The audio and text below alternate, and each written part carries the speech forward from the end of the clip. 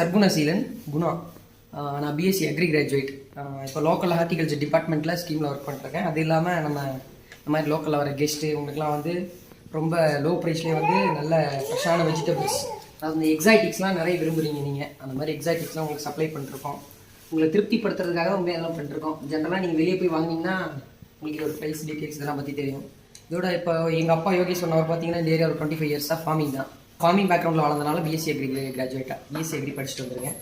டிபார்ட்மெண்ட்லேயே work பண்ணி அது ஒரு பப்ளிக் சர்வீஸ் அது போயிட்டு இருக்கு. அது இல்லாமல் இது என்னோட சுய தொழில், இது தனியாக அதை நான் பார்த்துட்டு இருக்கேன். வேறு இந்த மாதிரி கெஸ்ட் யார் இருந்தாலும் ரெஃபர் பண்ணுங்க. நீங்கள் கண்டிப்பாக உங்களை சாட்டிஸ்ஃபை பண்ணி கண்டிப்பாக அனுப்புவேன். ஓகே.